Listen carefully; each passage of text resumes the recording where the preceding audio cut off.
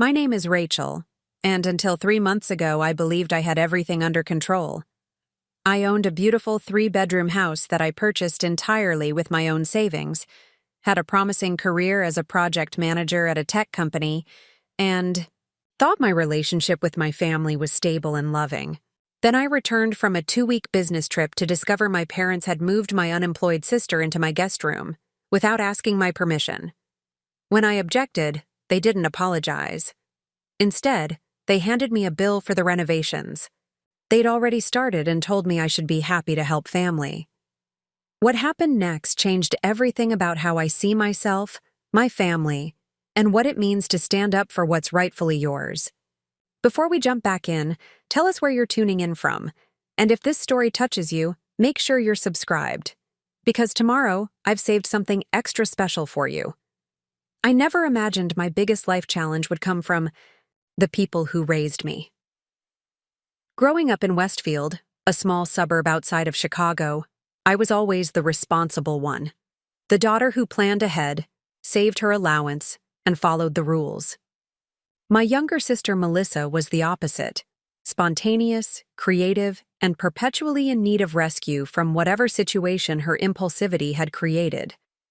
Our parents, Robert and Diana, managed this dynamic by leaning heavily on me whenever Melissa needed help. It became our family's unspoken arrangement. I was reliable, therefore I was expected to be endlessly accommodating. This pattern continued into adulthood, with my parents calling whenever Melissa needed money for rent, had car troubles, or lost another job. Despite this, I carved out a life I was proud of. After college, I joined Nexus Technologies as an entry-level coordinator and worked my way up to senior project manager over 8 years. The company specialized in healthcare software, and my meticulous attention to detail and problem-solving skills made me valuable to the team. My boss, Catherine, often remarked that I could bring order to chaos, a skill I'd unknowingly developed from years of managing family crises. When the housing market dipped 3 years ago, I took a calculated risk and purchased a 3-bedroom craftsman-style home in Mapleton, a quiet neighborhood with tree-lined streets and a short commute to my office. The house needed work, but I spent weekends painting walls, refinishing hardwood floors, and transforming it into exactly what I wanted. The main bedroom was my sanctuary, the second became my home office, and the third, a cozy space with bay, windows overlooking the backyard garden, I set up as a guest room for occasional visitors. My parents visited when I first bought the house, and while they seemed happy for me, I caught an undercurrent in their comments. "Such a big house for just one person," my mother remarked, while my father added, "You could easily fit a whole family in here." I brushed off these comments, attributing them to generational differences in how they viewed a single woman's life choices. My sister Melissa came for dinner shortly after I moved in and spent the evening alternating between complimenting the house and lamenting her own housing situation, a studio apartment she shared with a roommate she barely tolerated. "You're so lucky," she said repeatedly, in that tone that managed to convey both admiration and resentment. "All this space just for you." Still, life settled into a pleasant routine. Weekdays were dedicated to work, where I managed increasingly complex projects for our healthcare clients. Evenings and weekends were mine to enjoy my home, tend to my garden, and socialize with the small but supportive circle of friends I'd cultivated over the years. I dated occasionally but wasn't in any rush to share my carefully constructed life with someone else. As for family obligations, I maintained regular contact, Sunday phone calls with my parents, occasional dinners when schedules aligned, and the standard holiday gatherings. I continued to help Melissa through various crises, from loaning her money for car repairs to letting her crash on my couch for a weekend when she had a falling out with her roommate. These incidents were annoying but manageable, and I considered them the price of family harmony. What I didn't realize was how my success was being interpreted by my family. To me, my home represented years of hard work, careful saving, and deliberate choices. To them, it increasingly represented an untapped resource, space and stability that could be reallocated to family members they considered more in need. The catalyst for everything that followed was a 2-week business trip to Boston. Nexus Technologies was implementing our software system at a major hospital network, and as the project manager, I needed to be on site for the initial rollout. It was a significant opportunity. Catherine had hinted that my handling of this project would be considered when promotions were discussed at the end of the quarter. I prepared thoroughly for my absence from home. I set up automatic light timers, asked my neighbor Mrs. Rodriguez to collect my mail, and arranged for my friend Tara to water the indoor plants twice during my time away. I even gave Tara a spare key in case of emergencies. What I didn't do was inform my family about my exact travel dates, not out of secrecy, but simply because it never occurred to me that the information would matter to them. The Boston project was intense, but rewarding. 16-hour days troubleshooting. Issues, training staff, and ensuring the system transition went smoothly left little time for checking in with family beyond a few quick texts to let them know I was doing well. The client was impressed with our work, and Catherine was already talking about using this implementation as a case study for future projects. When my flight landed back in Chicago, I was exhausted but satisfied. All I wanted was to return to my quiet, orderly home, take a long shower in my own bathroom and sleep in my own bed. The Uber driver who picked me up from the airport was chatty, but I responded with minimal politeness, my mind already in my home, mentally planning the hot meal I would prepare myself after 2 weeks of hotel dining and takeout. As we turned onto my street, I noticed an unfamiliar car in my driveway, a beat-up blue Honda that looked vaguely like the one Melissa had been driving the last time I saw her. A momentary confusion gave way to irritation. Had my sister decided to visit without telling me, perhaps assuming I'd be back from my trip by now? The irritation transformed into shock as I approached my front door and heard multiple voices inside, not just Melissa's, but my parents as well. I hadn't given any of them a key. How had they gotten in? I inserted my key into the lock and pushed open the door to find a scene that stopped me in my tracks.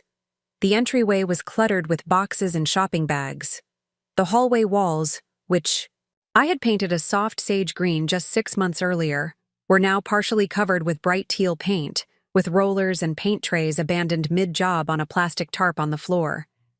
But the true shock came when I walked further into my home.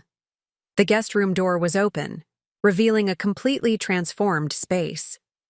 My carefully chosen guest bed had been pushed against one wall to make room for Melissa's queen-sized mattress. The minimalist decor I had selected had been replaced with Melissa's eclectic collection of band posters, mismatched furniture, and piles of clothing. A small desk was crammed into one corner, covered with makeup products and art supplies. My mother emerged from the kitchen, wiping her hands on a dish towel. "Rachel, you're back early. We thought you weren't coming home until tomorrow." The casual greeting, as if there was nothing unusual about the situation, left me momentarily speechless. Behind her, my father appeared holding a power drill, while Melissa peeked out from the guest room, her room now, apparently, with an expression that mixed guilt with defiance. "What is going on here?" I finally managed to ask, my voice unnaturally calm despite the turmoil inside me. "Why is Melissa's stuff in my guest room? And how did you even get into my house?" My mother exchanged a look with my father before answering. "Melissa's landlord raised her rent again, and she couldn't afford to stay in her apartment. She needed a place to live, and you have all this extra space. We used the spare key you gave Aunt Susan last Christmas when she visited. She still had it." The explanation was delivered with such matter-of-fact confidence, as if it were perfectly reasonable to enter someone's home in their absence and install another person without permission. As I stood there, luggage still in hand, jet-lagged and disoriented, I struggled to process not just what they had done, but the worldview that made them believe it was acceptable. Little did I know, this moment of shock was only the beginning. What followed would test not just my relationship with my family, but my understanding of myself and the boundaries I was willing to defend. The journey ahead would force me to confront painful truths, make difficult choices, and ultimately discover a strength I never knew I possessed. "We need to talk about the renovations," my father said, breaking the tense silence that had fallen after my mother's explanation. He gestured toward the half-painted hallway with the drill still in his hand. "We've already started updating a few things to make the space more suitable for Melissa's needs." I set my suitcase down carefully, buying myself a moment to regain composure.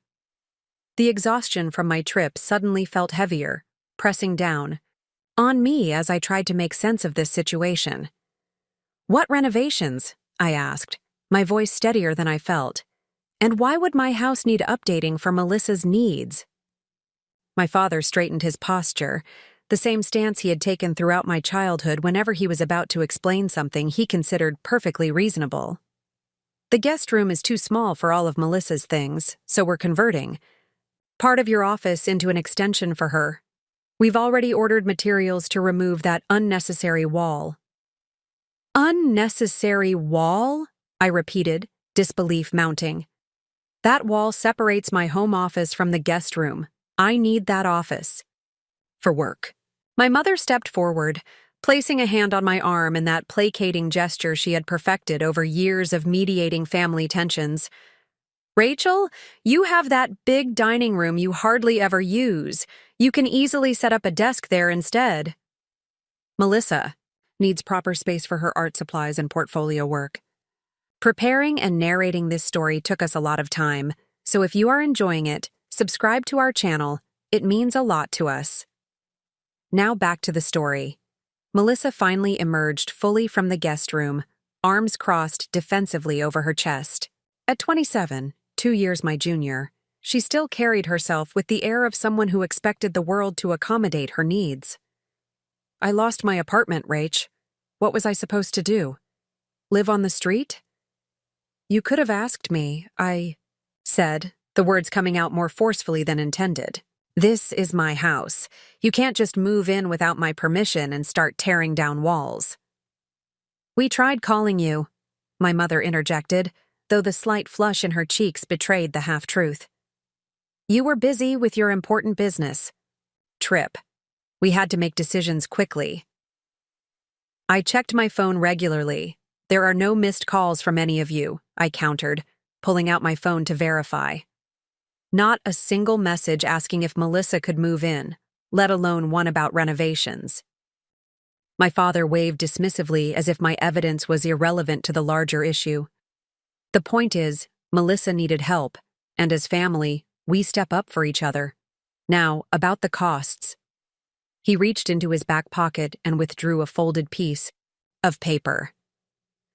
"We've already put down deposits with the contractor and purchased some materials. Your share comes to $3,200. "My share?" The words felt foreign in my mouth. "You want me to pay for renovations I never approved, to accommodate someone who moved into my house without permission." My mother's expression shifted to one of disappointment, a look that had been effective at inducing guilt throughout my childhood, but now only fueled my growing indignation. "Rachel, don't be selfish. Melissa is your sister. Family supports." "Family?" "Family also respects boundaries," I said, surprising myself with the firmness in my voice. "If Melissa needed a place to stay temporarily, we could have discussed it. But moving in without asking and expecting me to pay for unwanted renovations? That crosses a line." Melissa's face contorted with familiar hurt. "So, that's it? Your precious house and money matter more than helping your own sister?" The accusation stung, precisely because it was engineered to strike at my deepest values. I had always prided myself on being there for my family, on being the dependable one. But this situation felt fundamentally different from the occasional financial help or emotional support I had provided in the past. This was an invasion, a complete disregard for my autonomy and the home I had worked so hard to create. "This isn't about money," I clarified, trying to maintain my composure. It's about respect. You can't make significant changes to someone else's property without their consent. My father's expression hardened. The house may be in your name, but family resources should be shared. Your mother and I helped you through college. We supported you while you built your career. Now it's your turn to support your sister. The implication was clear. My success wasn't entirely my own achievement, but was partially credited to their support, and therefore, they had some claim to the fruits of that success. It was a perspective I had never fully articulated but had felt lurking beneath many family interactions over the years. I'm grateful for everything you've done for me, I said carefully. But that doesn't give you the right to make decisions about my property. I need some time to think about this situation. My mother's face fell. What's there to think about? Melissa has already moved in. The contractors are coming tomorrow to continue the work. We've already paid the deposits. I didn't authorize any of this, I repeated, feeling like I was stating the obvious to people deliberately refusing to understand.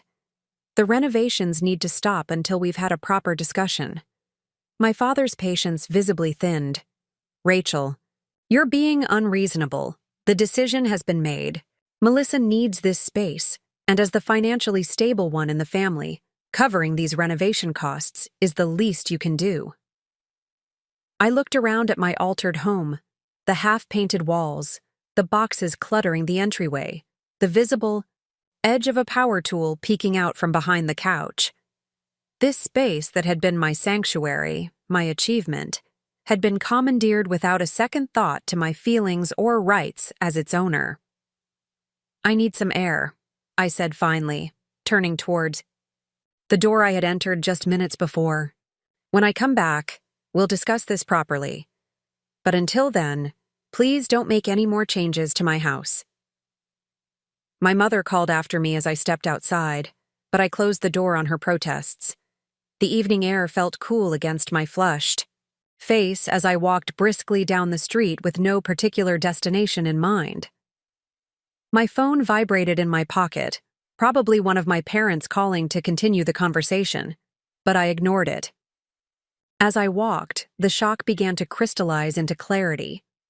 This wasn't a misunderstanding or a well-intentioned misstep on my family's part.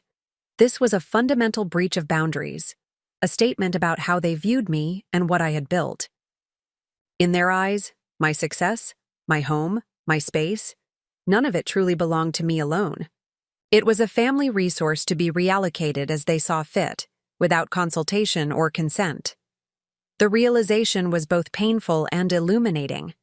For years, I had accepted the role of family supporter, the responsible one who could be counted on in a crisis.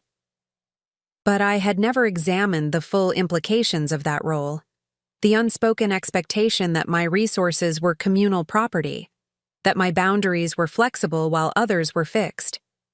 By the time I reached the small neighborhood park 3 blocks from my house, I had mentally cataloged a dozen similar incidents over the years. Times when my needs had been subordinated to Melissa's, when my parents had volunteered my time, or money without asking, when my protests had been dismissed as selfishness. Each incident seemed minor in isolation, but together they formed a pattern I could no longer ignore. I sat on a park bench, watching the sunset paint the sky in shades of orange and pink. My phone continued to vibrate occasionally, but I remained, focused on the horizon, allowing myself the space to process not just the immediate situation, but the years of family dynamics that had led to this moment. What would happen if I said no? If I firmly established that my home was my own, that decisions about its use and modification required my consent. The thought was both terrifying and exhilarating. I had spent so long being the accommodating daughter, the supportive sister, that standing firmly in opposition felt like uncharted territory. As darkness began to fall, I finally checked my phone. 5 missed calls and a series of text messages from my mother, alternating between concern and subtle guilt trips. "Where are you? We're worried. Melissa is very upset. Don't you care about your sister's happiness? After everything we've done for you. The final message, sent just minutes ago, struck a different tone. If you're not willing to help with the renovations, perhaps you aren't as committed to this family as we thought. Something shifted inside me as I read those words, a clarifying anger that burned away the fog of confusion and guilt. This wasn't about Melissa needing a place to stay, or about a family in crisis requiring temporary accommodation. This was about a fundamental lack of respect for my autonomy, my boundaries, and my right to make decisions about my own property. As I stood to walk back home, I felt a strange calm settle over me. I didn't yet know exactly how I would handle the confrontation awaiting me, but I knew with sudden certainty that this moment represented a crossroads. The path ahead would likely be difficult and painful, but continuing to accept these breaches of trust and respect would exact an even greater toll. With each step back toward my house, I felt myself straightening, my resolve strengthening. Whatever happened next would set the tone for all future interactions with my family. It was time to redefine what being there for family meant, not endless accommodation at the expense of my own boundaries, but mutual respect and consideration.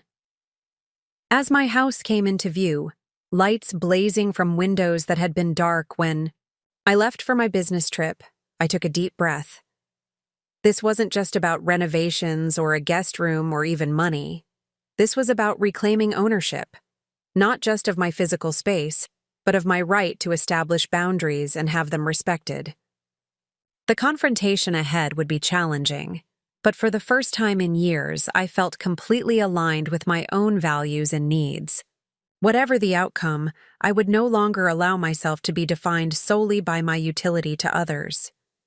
It was time for my family to see me not just as a resource, but as a person with rights and boundaries worthy of respect.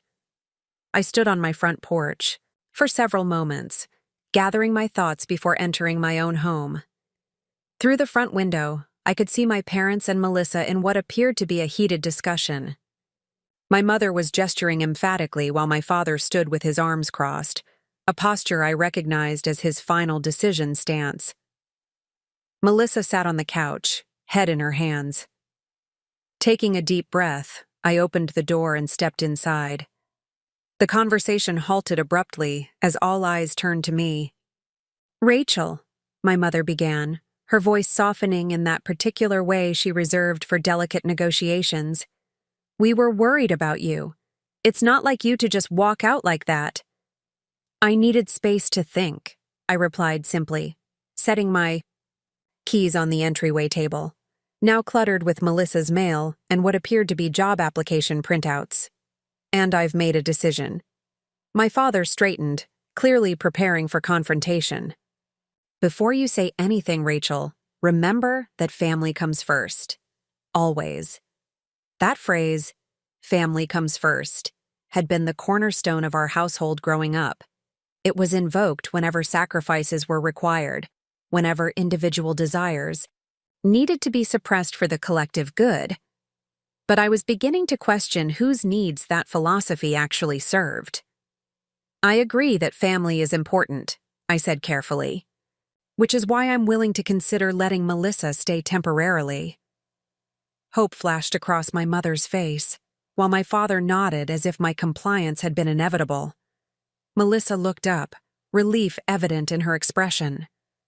"But," I continued, my voice firm, "there are conditions. First, no renovations. The house stays exactly as it is. Second, this is a temporary arrangement, 3 months maximum, during which Melissa needs to find her own place. Third, we'll create a formal agreement outlining expectations, including rent and household responsibilities." The hope on my mother's face quickly transformed into indignation. "Rent? You would charge your own sister rent when she's struggling financially?" "A reduced rate," I clarified, "proportional to what she can afford. But yes, some contribution is necessary." My father's expression darkened. "This isn't the arrangement we discussed. Melissa needs a permanent solution, not a temporary stopgap. And the renovations are essential for her workspace. You know she's trying to build her portfolio for graphic design positions. I looked at Melissa, who had remained surprisingly quiet. Is that true? You're pursuing graphic design now? Melissa nodded, a flash of genuine passion crossing her face. I've been taking online courses. I'm actually good at it, Rach. I could show you my work. For a brief moment, I felt a connection with my sister, a glimpse of the bond we'd shared, as children before our roles had calcified into the responsible one and the chaotic one. But sympathy couldn't override the fundamental issue at hand. I'm glad you're finding direction, I said sincerely. But that doesn't change the fact that moving in here, especially with major renovations, should have been a conversation, not a unilateral decision made while I was away. My mother sighed dramatically. Rachel, sometimes life doesn't allow for perfect timing. Melissa lost her apartment. We had to act quickly. You could have called me, I insisted. A 5-minute conversation could have prevented all of this. A tense silence filled the room. I could see the familiar family dynamics reasserting themselves. My parents expecting me to relent, Melissa preparing to accept whatever outcome benefited her, and me struggling against the gravitational pull of my established role as the accommodator. Let's compromise, my father finally said, though his idea of compromise typically meant everyone else adjusting to his preferred solution. Melissa stays. We pause the major renovations for now, but you help cover the costs of what's already been done, and instead of 3 months, let's say she can stay for a year. That's reasonable. Was it reasonable? I looked around at my altered home, feeling the weight of this decision. If I agreed, I would be acknowledging that my boundaries were negotiable, that decisions about my property could be made without my input. But if I refused, I risked fracturing my family relationships, perhaps irreparably. I need to think about this more carefully, I said. For tonight, Melissa can stay in the guest room, but no more changes to the house until we've reached a proper agreement. My mother opened her mouth to protest, but my father placed a restraining hand on her arm, a tactical retreat rather than a genuine acceptance of my position. Fine, he conceded. We'll discuss this further in the morning when everyone's had some rest. The conversation wasn't over, but I had bought myself some time.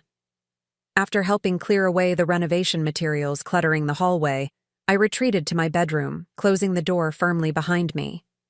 Even this private space felt somehow violated, knowing that decisions about my home had been made in my absence.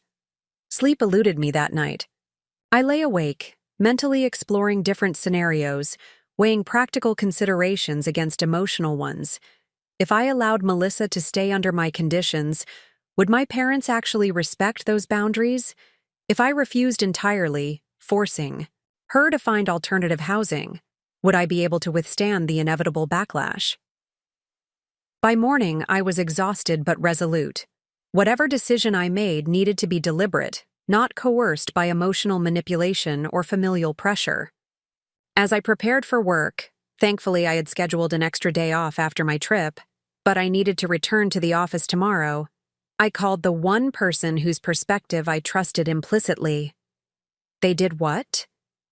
Tara's incredulous voice came through the phone after I explained the situation. My oldest friend since college, Tara had always provided the objective viewpoint I sometimes struggled to maintain when it came to my family. Moved Melissa in without asking, I confirmed, keeping my voice low as I heard movement in the hallway outside my bedroom. And now they expect me to pay for renovations I never approved. That's beyond inappropriate, Tara said firmly. It's your house, Rachel. Your name on the deed, your mortgage payments, your space. They had absolutely no right. Hearing someone else articulate it so clearly was validating. But they're my family, I said, voicing the doubt that had kept me awake. If I don't help Melissa, who will? Helping doesn't mean surrendering your boundaries, Tara countered. There's a difference between supporting someone and enabling them. And what about your parents? Why aren't they taking her in if they're so concerned? It was a question I had asked myself repeatedly throughout the night. My parents owned a 4-bedroom house in the suburbs, with only the two of them living there since Melissa and I had moved out. There was ample space, yet the solution they had chosen involved imposing on me instead of adjusting their own living situation. They say their house is too far from potential job opportunities for her, I explained, though the justification sounded hollow even to my ears. Convenient, Tara remarked. Look, you know I adore your family, but this is a pattern with them. They volunteer your resources because it's easier than sacrificing their own. Remember when they signed you up to host Thanksgiving last year without asking because they wanted to remodel their kitchen that month? She was right. This wasn't an isolated incident, but part of a larger pattern I had enabled through my repeated acquiescence. Each time I had given in, I had reinforced the idea that my boundaries were permeable, my resources communal, my consent optional. What would you do? I asked. Tara was quiet for a moment. Honestly? I'd set firm boundaries now, even if it causes conflict. This isn't just about the guest room or the renovations. It's about establishing that you deserve the same respect and consideration that you give to others. Her words resonated with the conclusion I had been circling throughout the sleepless night. This moment represented a crossroads in my relationship with my family, an opportunity to reset expectations and establish healthier dynamics moving forward. I'm afraid of the fallout, I admitted. What if setting boundaries damages our relationship permanently? Any relationship that requires you to sacrifice your autonomy to maintain it isn't healthy, Tara said gently. And sometimes temporary conflict is necessary for long-term improvement. Think of it as an investment in better relationships going forward. After hanging up, I sat on the edge of my bed, mentally rehearsing the conversation ahead. I was under no illusions that it would be easy. My family had decades of established patterns to draw upon: my mother's guilt-inducing disappointment, my father's authoritative pronouncements, Melissa's wounded vulnerability.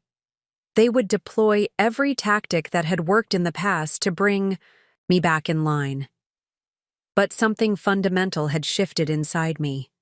The clarity I had felt in the park the previous evening had crystallized into determination. I deserved respect. I deserved consideration. I deserved to have my boundaries acknowledged and honored. These weren't luxuries or selfish indulgences. They were basic requirements for any healthy relationship. When I finally emerged from my bedroom, I found my parents and Melissa in the kitchen. They had made themselves at home, using my cookware, to prepare breakfast as if it were a normal family gathering rather than the aftermath of a significant boundary violation. "Good morning, sweetheart," my mother greeted me with forced cheerfulness. "I made your favorite, blueberry pancakes. I thought we could have a nice family breakfast before discussing arrangements." The strategic nature of the gesture wasn't lost on me. My mother had always used food as a means of smoothing over conflicts, creating an atmosphere of normalcy that made it harder to maintain necessary confrontation. "Before we eat," I said, my voice calmer than I expected, "I need to share my decision with you all." My father looked up from his coffee, expression wary. "We're listening." I took a deep breath, centering myself in the certainty I had reached after hours of reflection. "I care about all of you, and I want to help when I can. But what happened yesterday, moving Melissa in without my permission, starting renovations, without my consent and then expecting me to pay for them, crossed a line that I can't ignore." My mother's smile faltered. "Rachel, please let me finish," I interrupted gently but firmly. "I've made my decision. Melissa can stay for 2 months as a temporary arrangement with no renovations. During that time, she needs to actively search for her own place. I'll help with her job search and even contribute to her first month's rent when she finds a new apartment. But this cannot be a permanent solution, and I will not pay for unauthorized changes to my home." The kitchen fell silent as my family processed my words. My father's face had reddened, a warning sign I recognized from childhood disagreements. My mother looked stricken, while Melissa stared down at her plate, expression unreadable. "That's your final answer?" my father asked, his voice tight with controlled anger. I nodded, bracing myself for the storm I knew would follow. "It is." What came next would test my resolve in ways I couldn't yet imagine. But as I stood in my kitchen, surrounded by family members who looked suddenly like strangers, I felt an unexpected sense of peace. Whatever happened, I had chosen to honor my own boundaries, perhaps for the first time in my adult life. And in that choice lay the first step toward a more authentic relationship, not just with my family, but with myself. My father's coffee mug hit the table with a sharp crack. "Absolutely not. 2 months is nowhere near enough time for Melissa to get back on her feet. You're being unreasonable." I had anticipated resistance, but the vehemence in his tone still caught me off guard. I took a steadying breath before responding. "I'm offering a compromise that respects both Melissa's needs and my boundaries. 2 months of stable housing. Gives her time to find work and her own place." "And where is she supposed to go after your generous 2 months?" My mother's voice dripped with sarcasm. "You know the rental market is impossible right now." "Actually," I countered, maintaining an even tone, "I've already looked into some affordable housing options in the area. There's a new apartment complex opening in Westbrook with income-based units. Applications are being accepted now for move-ins starting in 6 weeks." Their surprise at my preparation was evident. I had spent part of my sleepless night researching realistic alternatives, determined that my boundaries wouldn't come at the expense of practical solutions for Melissa. "You expect me to live in subsidized housing?" Melissa finally spoke, her expression a mixture of shock and indignation. "Those places are for—" She trailed off, seemingly aware of how her objection might sound. "For people who need affordable housing while building financial stability," I finished for her, "which is exactly your situation right now." My father pushed back from the table. "This is ridiculous. We had an agreement." "No," I interrupted, my voice firm. "You had an agreement among yourselves that involved my property without my consent. That's not how this works." "Then how does it work, Rachel?" My mother's tone shifted to the quiet disappointment that had always been her most effective weapon. "Because I thought family meant supporting each other unconditionally." "Supporting each other doesn't mean abandoning all boundaries," I replied. "If this situation were reversed, if I moved into your house without permission and started renovations, would you consider that acceptable?" My mother blinked, momentarily thrown by the direct challenge to her logic. "That's different. You have the resources to help, and Melissa doesn't have other options." "She could stay with you and Dad," I pointed out. "You have 2 empty bedrooms, since we both moved out." A telling silence followed. My father looked away while my mother suddenly became interested in straightening the placemats. "It's too far from potential job opportunities." My father finally repeated the justification they'd given before, though with noticeably less conviction. "Oak Ridge is 15 minutes further from downtown than Mapleton," I noted. "That's hardly prohibitive for a job search." The real reasons for their preference hung unspoken in the air. Their comfort, their convenience, their unwillingness to adjust their own lives while expecting me to completely rearrange mine. For perhaps the first time, I was forcing them to confront the double standard that had long governed our family dynamics. Melissa pushed her untouched pancakes away. "So that's it? You're kicking me out after 2 months, ready or not?" "No," I corrected. "I'm offering you temporary housing, with a clear timeline and helping you find a permanent solution. There's a difference." I turned to face her directly, softening my tone. "I want to help you, Melissa. But help that creates dependency isn't really help at all." Something flickered in her eyes. A moment of recognition, perhaps, or the first glimmer of understanding that our established patterns weren't serving either of us. "What about the renovations we've already started?" my father demanded, changing tactics. The contractor has been paid a deposit. Materials have been purchased. I didn't authorize those expenses, I replied simply. I'm not financially responsible for decisions made without my consent.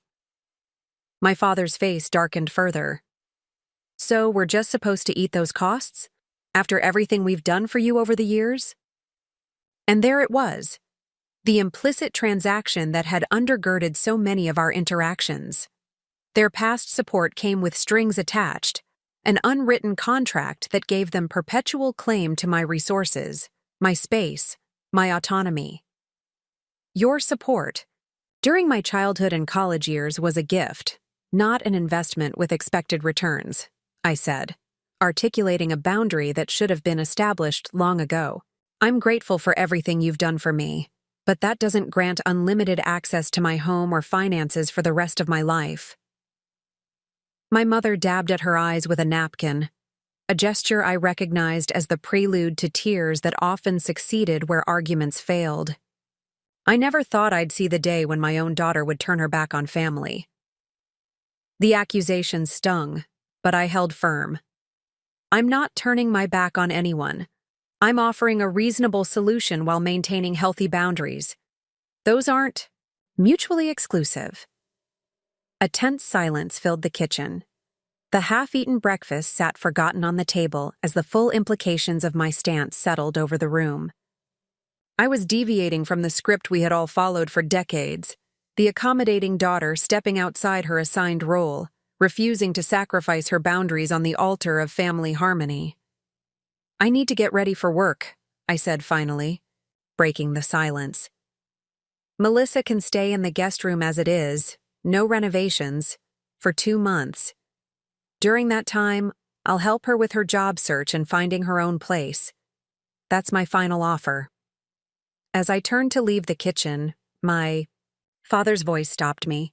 If that's really your position, then perhaps we need to reconsider our relationship going forward. The implied threat hung in the air. I turned back slowly, meeting his gaze directly. I hope it doesn't come to that. But if maintaining a relationship requires sacrificing all boundaries and autonomy, then yes, we do need to reconsider what that relationship looks like. I walked away before he could respond, my heart racing despite my outwardly calm demeanor. Back in my bedroom, I closed the door and leaned against it, feeling as though I had just crossed an invisible line that had constrained me for years. The sensation was both terrifying and exhilarating, the vertigo of stepping into uncharted territory after a lifetime of carefully prescribed paths. My hands trembled slightly as I prepared for work. The conversation had gone more or less as expected, but the reality of opposing my family so directly left me feeling raw and exposed. I had spent my entire adult life cultivating the image of the supportive daughter, the reliable sister, the family problem solver. Stepping outside that identity, even in the service of necessary boundaries, felt like shedding a skin that had both protected and constrained me. As I dressed, I could hear muffled voices from the kitchen, the conversation continuing without me, my family likely strategizing their next approach. Would they escalate the conflict or retreat to regroup? Would they eventually recognize the reasonableness of my position, or would this become the rift that permanently altered our relationship? The uncertainty was uncomfortable, but I realized it was also necessary. Real change rarely happened within comfortable certainty. By the time I emerged, fully dressed for work, the kitchen had cleared. My mother was nowhere to be seen, while my father sat in the living room, pointedly engrossed in his phone. Only Melissa remained at the table, pushing the remnants of her breakfast around her plate. "I'm heading to the office," I announced, gathering my keys and laptop bag. "We can talk more this evening if you'd like." Melissa looked up, her expression surprisingly thoughtful rather than resentful. "You've changed," she observed. The simple statement caught me off guard. "How so?" She considered for a moment. "You used to cave whenever Mom and Dad pushed hard enough. You'd complain, but you'd always give in eventually." She tilted her head slightly. What's different now? Her perception was more accurate than I had expected. I paused at the door, considering her question seriously. I realized that constantly sacrificing my boundaries doesn't actually help anyone. Not me, not them, and ultimately, not you either. Melissa absorbed this, nodding. Slowly. For what it's worth, I didn't know they hadn't talked to you first. Mom just said you had agreed to let me stay while I got back on my feet. This didn't entirely surprise me. My parents had likely assumed they could manage my reaction after the fact, as they had so many times before. Would you have done anything differently if you had known? I asked, genuinely curious. She hesitated, her reflexive response clearly warring with a moment of honest self-reflection. Probably not, she admitted finally. I needed a place to stay, and this was the easiest solution. Her honesty was refreshing, if not entirely reassuring. At least that's straightforward, I acknowledged. But going forward, Melissa, I need direct communication.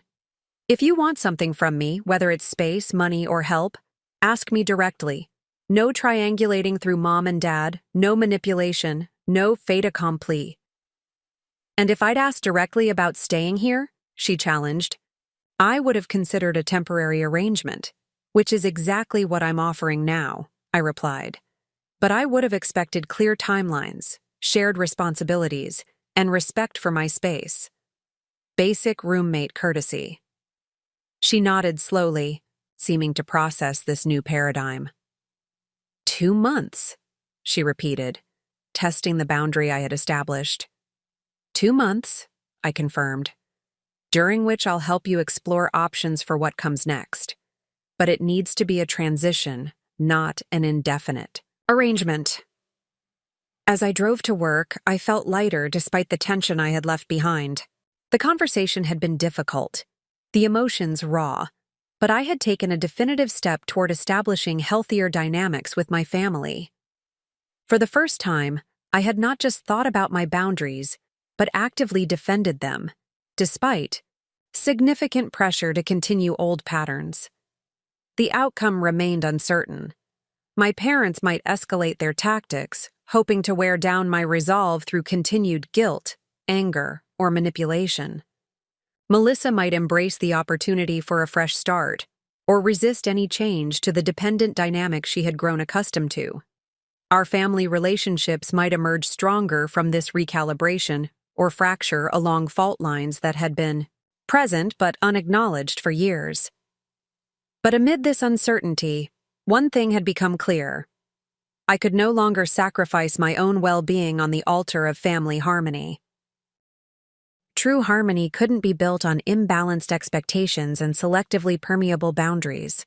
Whatever happened next, I had taken the first step toward a more authentic relationship with my family, one based on mutual respect rather than predetermined roles and one-sided accommodation. As I pulled into the office parking lot, my phone lit up with a message from my mother. We're leaving for home.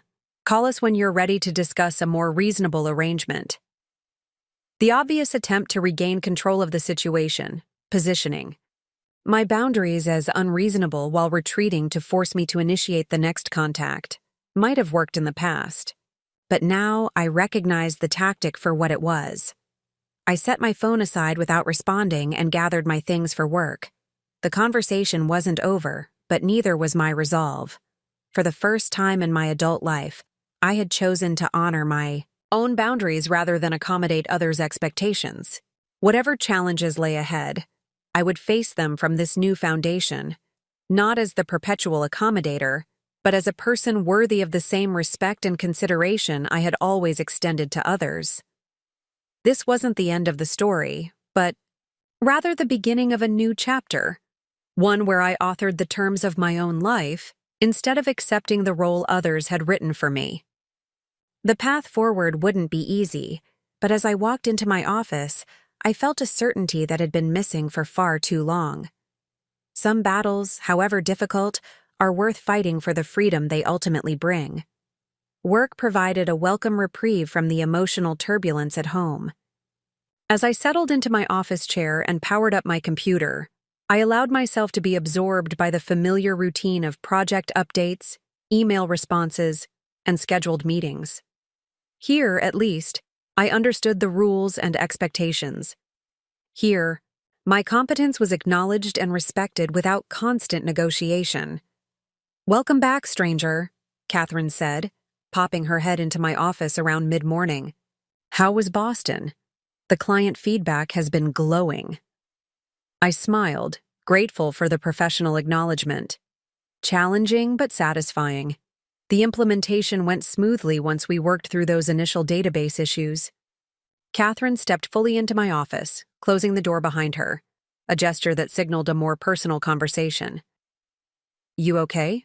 You seem a bit tense." I hesitated. I typically kept my personal and professional lives carefully separated. But Catherine had been more than just a boss over the years. She'd become a mentor whose judgment I trusted. "Family situation," I admitted.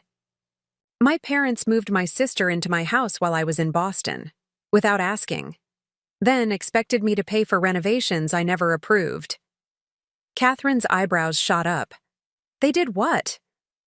The simple validation in her reaction was unexpectedly comforting. I found myself recounting the whole story. The unauthorized entry, the half-completed renovations, the assumptions about my resources, and the difficult boundary-setting conversation that morning. "I've never really stood up to them like that before," I concluded. It felt necessary, but uncomfortable. Catherine nodded thoughtfully. "You know, when I was about your age, I had a similar wake-up call with my own family. Different circumstances, but the same fundamental issue, realizing that the dynamics that worked when you were younger become toxic when carried into adulthood." "How did you handle it?" I asked, genuinely curious. "Not perfectly," she admitted with a wry smile. "There were tears, slammed doors, periods of no contact, but eventually we established a new relationship based on mutual respect rather than outdated roles. It was worth the temporary discomfort."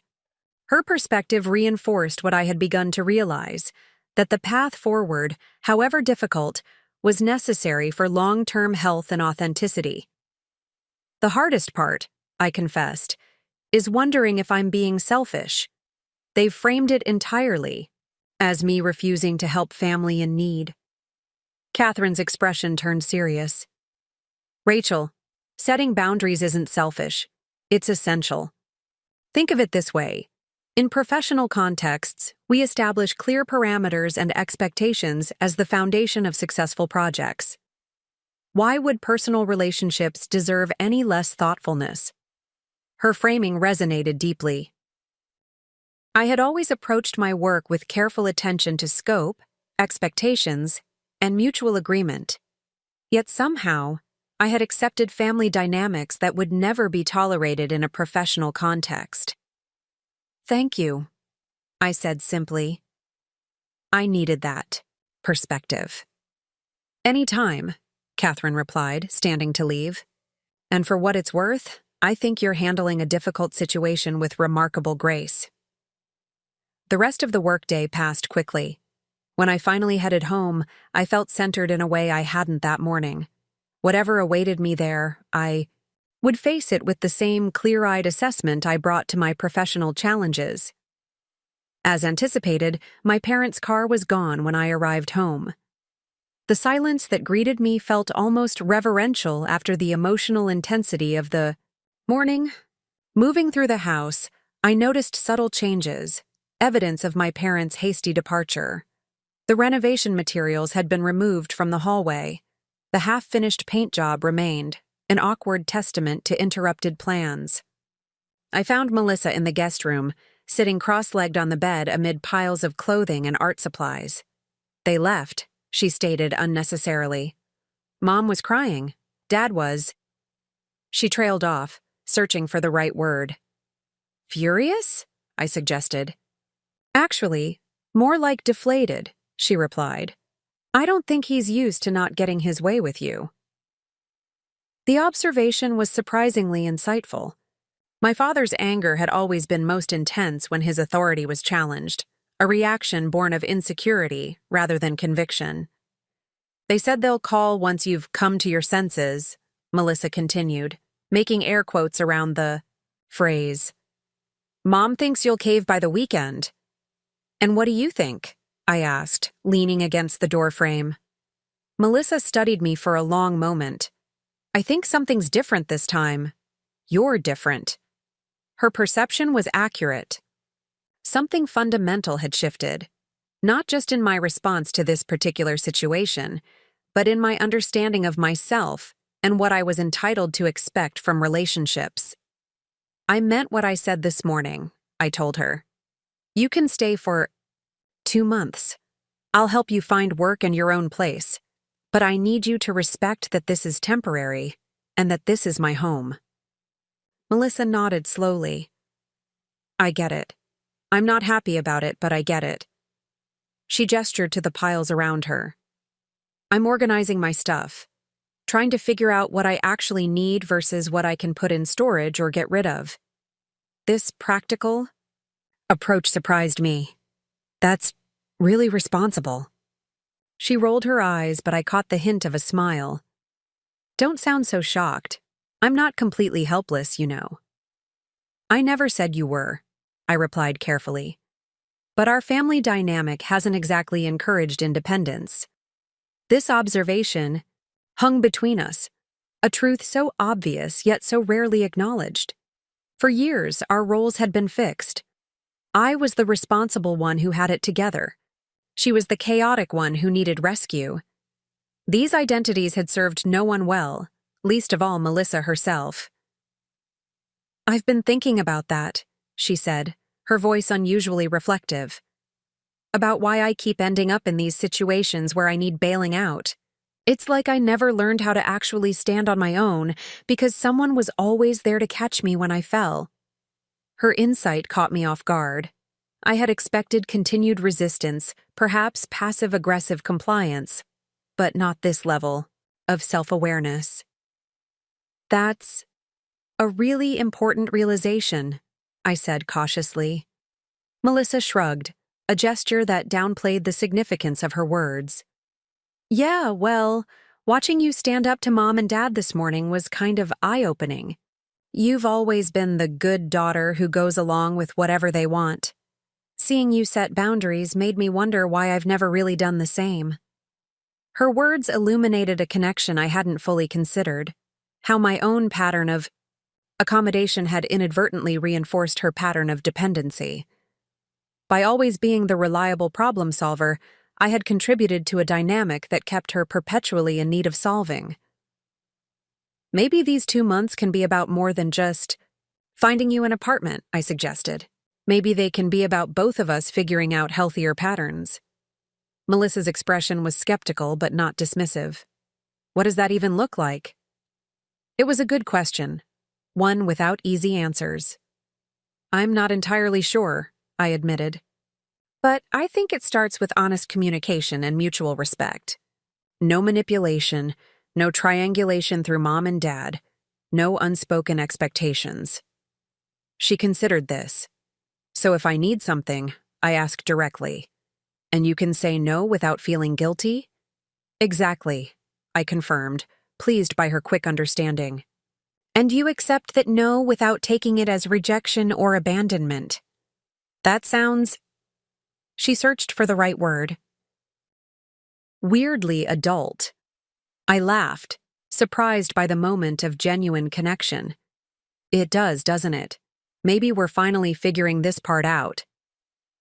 The conversation marked the beginning of a subtle but significant shift in our relationship, a tentative step toward relating as equals rather than as fixed characters in a family drama. It wouldn't be easy to rewrite decades of established patterns, but the mere acknowledgement of the possibility felt revolutionary. That evening, we ordered takeout and ate at the kitchen table, our conversation cautiously exploring neutral territory, her graphic design courses, my Boston project, a movie we'd both recently watched. It wasn't comfortable yet, but it was civil, even occasionally warm. A new kind of relationship was being tested, fragile but promising. After dinner, I retreated to my home office to catch up on emails. Around 9, my phone rang, my mother's number appearing on the screen. I took a deep breath before answering. "Hello, Mom." Rachel. Her voice was carefully controlled. "I hope you've had some time to reconsider our discussion this morning." "I've thought about it," I replied truthfully. "But my position hasn't changed. Melissa can stay for 2 months while she gets back on her feet. I'll help her search for jobs and her own place. But I won't pay for renovations I didn't authorize, and this can't be a permanent arrangement." A heavy silence followed. I could almost see her expression. The disappointment, the calculation of which approach might best sway me. "Your father and I have discussed the situation," she finally said. "We feel that your attitude is concerning. This isn't how we raised you to treat family." "I'm not mistreating anyone," I replied evenly. "I'm offering significant help while maintaining reasonable boundaries." Boundaries. She pronounced the word as if it were foreign and distasteful. "Since when did family become about boundaries instead of unconditional support?" "Healthy relationships require both," I said. "Support without boundaries isn't sustainable. It creates dependency rather than growth." Another silence, longer this time. When she spoke again, her tone had shifted from disappointment to resignation. "I see you've made up your mind. I hope you'll reconsider, but until then, I'm not sure what else there is to discuss." The implicit threat was clear, a withdrawal of warmth and connection until I capitulated. In the past, this tactic had been remarkably effective. The prospect of my mother's emotional distance had often been enough to bring me back in line, sacrificing my own needs to regain her approval. "I understand you're disappointed," I acknowledged. "And I'm sorry for that, but this is a boundary I need to maintain. I hope you and Dad can respect that, even if you don't agree with it." "We'll see," she replied non-committally. "Good night, Rachel." After we hung up, I sat motionless, processing the conversation. It hadn't gone poorly exactly, but neither had it resulted in any real understanding or acceptance of my position. We had reached an impasse, with each side waiting for the other to yield. In previous conflicts, I would have been the one to break first, calling with concessions, adjusting my position to ease the tension, prioritizing harmony over authenticity. But something had fundamentally changed. The discomfort of this standoff, while real, paled in comparison to the thought of returning to patterns that required the constant sublimation of my own needs and boundaries. As I prepared for bed that night, I reflected on the day's events, the confrontation with my parents, the surprising connection with Melissa, the validation from Catherine, the tense phone call with my mother. I had entered a new terrain in my family relationships, one without the familiar landmarks and shortcuts I had navigated for decades. This new world was uncertain and occasionally treacherous, but it also contained unexpected possibilities. The potential for more authentic connections, for relationships based on mutual respect rather than rigid roles, for a version of family support that enhanced rather than undermined individual growth. Whatever challenges lay ahead, I had crossed a threshold that could not be uncrossed. Like a traveler in an unfamiliar landscape, I would need to create new maps as I went, establishing coordinates based on my own internal compass rather than external expectations. The journey would undoubtedly include wrong turns and difficult passages, but it also promised discoveries impossible from the safe but limited territory I had left behind. A week passed with surprising smoothness. Melissa and I established an uneasy but functional routine, sharing the kitchen and common areas while maintaining separate schedules. She had enrolled in an online graphic design certification course and spent most days at the dining room table, headphones on, focused on tutorials and assignments. In the evenings, I helped her update her resume and apply for entry-level design positions. The half-painted hallway remained untouched, a visual reminder of the confrontation and its unresolved tensions. I had considered finishing it myself, just to eliminate the eyesore, but something held me back. Perhaps it served as a necessary monument to boundaries crossed and subsequently established. My parents maintained their distance, communicating solely through brief text messages inquiring about Melissa rather than addressing me directly. I felt their absence as both a relief and an ache, grateful for the reprieve from emotional manipulation, yet mourning the temporary loss of connection. On Friday evening, I returned home later than usual, having stopped for happy hour with colleagues to celebrate the successful completion of the Boston project. The house was quiet when I entered, but lights glowed from the guest room. I called out a greeting to Melissa as I set my keys on the entryway table. When she didn't respond, I made my way down the hallway, noticing her door was ajar. I knocked lightly. "Melissa, everything okay?" She sat on the edge of the bed, shoulders slumped, an open laptop beside her. When she looked up, her eyes were red-rimmed from crying. "What happened?" I asked, immediately concerned. "I got rejected from another job," she said, gesturing toward her laptop. "That's the 5th one this week. All form letters saying they went with more qualified candidates." I sat beside her, reading the impersonal rejection email displayed on the screen. "I'm sorry, Melissa. Job hunting is brutal, especially when you're trying to break into a new field." "It's not just that," she admitted, wiping her eyes. "I also got denied for that affordable housing complex you found. Apparently, my credit score is too low, and my income history is too spotty. They want a co-signer with stable employment and excellent credit." This was a significant setback to our carefully constructed exit plan. Without housing secured, the 2-month timeline suddenly felt precarious and potentially unworkable. "That's frustrating," I acknowledged, "but we can problem-solve this. There are other housing options, and we can look into credit repair strategies." Melissa shook her head, a familiar desperation creeping into her expression. I called Mom and Dad. My stomach tightened. "About the housing situation?" "About everything," she confessed. "I was upset after getting the rejection letter, and I needed someone to talk to. They said they knew this would happen, that 2 months wasn't realistic, that I needed more support than you were willing to give." The implication was clear. My parents had seized on Melissa's setback as validation of their position and an opportunity to reassert their preferred solution. "What else did they say?"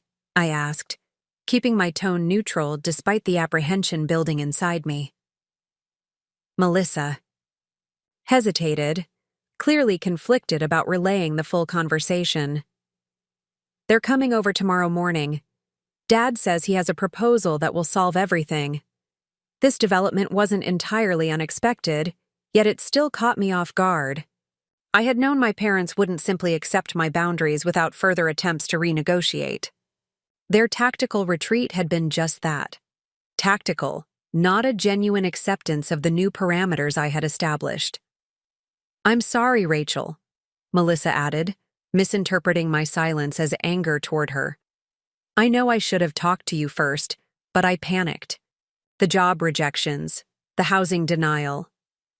It all hit at once, and I fell back into old habits." Her self-awareness was a small but significant sign of growth, even in this moment of regression. "I understand," I assured her. "We all revert to familiar patterns when we're stressed. But going forward, I'd appreciate if you'd come to me first. We're in this together, and running to Mom and Dad just reinforces the triangulation that keeps us stuck in these dynamics." Melissa nodded, looking genuinely contrite. "What are you going to do about tomorrow?" It was a good question, one without an easy answer. Refusing to meet with my parents would only escalate tensions without resolving anything. Yet engaging with them carried its own risks, particularly if they came armed with emotional leverage, provided by Melissa's recent setbacks. "I'll hear them out," I decided, but I'm not changing my position on the fundamental boundaries we've discussed. That night, I slept fitfully, mentally rehearsing tomorrow's conversation. My parents would arrive with a carefully constructed narrative, one that positioned their solution as the only reasonable option and my boundaries as selfish obstacles to family harmony. They would appeal to emotions, invoke past obligations, and use Melissa's current vulnerability as evidence that my approach was failing. I needed to prepare not just logically but emotionally for these tactics. The most difficult challenge wouldn't be identifying their strategies, but resisting my lifelong conditioning to yield when they deployed them. Morning arrived too quickly. I was already on my second cup of coffee when the doorbell rang at precisely 10 a.m. Taking a deep breath, I opened the door to find my parents standing on the porch, expressions carefully neutral. My father carried a folder tucked under his arm, a visual prop for whatever proposal he had prepared. "Rachel," my mother greeted me with a formal kiss on the cheek. "Thank you for seeing us." The phrasing, as if I were granting an audience rather than receiving family in my home, set the tone for what was to come. This was a negotiation, not a casual visit.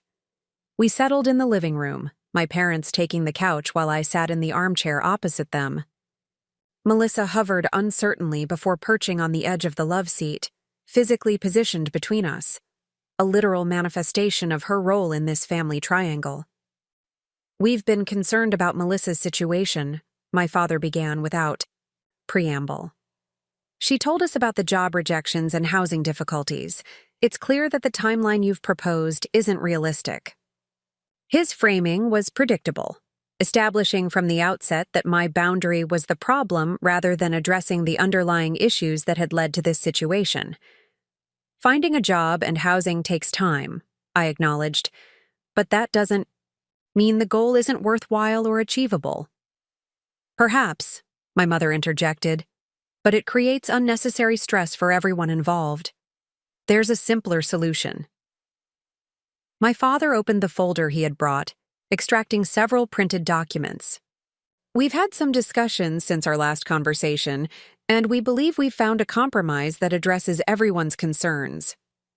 He handed me the first document, a typed proposal with bullet points and what appeared to be a crude floor plan of my house. As I scanned it, I felt a familiar sinking sensation. "You're still proposing renovations," I observed, looking up from the paper. "Converting part of my office into extended space for Melissa." "But with a key difference," my father emphasized. "We're not asking you to pay for it. Your mother and I will cover all the renovation costs." This adjustment was clearly meant to address my objection to financing changes I hadn't authorized. But it neatly sidestepped the more fundamental issue, that any renovation represented a permanent solution to what I had explicitly defined as a temporary situation. "The cost wasn't my primary concern," I clarified. "It's the assumption that Melissa will be living here indefinitely. That's not what I agreed to." My mother leaned forward, her expression softening into the sympathetic understanding she deployed when emotional persuasion seemed most effective. "Rachel, darling, we all want what's best for Melissa. You have this beautiful home with more space than you need. She's struggling to find her footing. Why fight the obvious solution when it could help everyone?" The framing was skillful, positioning my boundary as arbitrary obstinacy rather than a principled stance. In the past, this approach had been remarkably effective at making me question my own judgment, recasting my legitimate needs as selfish indulgences. "I want to help Melissa," I said carefully, "but creating a permanent living arrangement here isn't the help she actually needs. It's a Band-Aid that prevents addressing the underlying issues." "And what exactly are these underlying issues?" my father challenged, his tone sharpening. I glanced at Melissa, aware that my answer might hurt her, but believing honesty was necessary. "The pattern of dependency we've all enabled. The assumption that Melissa needs rescuing rather than support in developing independence." Melissa flinched slightly but didn't object. My mother, however, was immediately defensive. That's unfair, she protested. We're simply acknowledging Melissa's current reality. Not everyone follows the same path in life. I agree, I replied. But there's a difference between accepting diverse paths and perpetuating dependency. The renovation plan doesn't help Melissa build skills for long-term sustainability.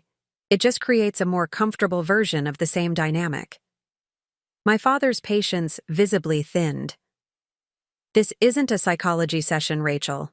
We're discussing practical solutions to an immediate problem. Melissa needs stable housing and support while she builds her career. You have the means to provide both. Why complicate things with arbitrary timelines and cold-hearted conditions? The characterization stung, but I recognized it as another tactical choice, framing compassion and boundaries as mutually exclusive, forcing a false choice between being supportive and maintaining reasonable expectations. Supporting Melissa and maintaining boundaries aren't mutually exclusive, I countered. In fact, I'd argue that true support includes helping her develop the skills and confidence to stand on her own, not creating arrangements that reinforce dependence. The conversation continued in this vein for nearly an hour, my parents cycling through various approaches, from emotional appeals to practical arguments to subtle guilt manipulation. Each time I held firm to my position, they adjusted tactics, rather than reconsidering their fundamental assumption that my boundaries were the problem to be overcome. Eventually, my father's frustration boiled over. I don't understand why you're being so rigid about this. What's the real issue here? Are you embarrassed by your sister?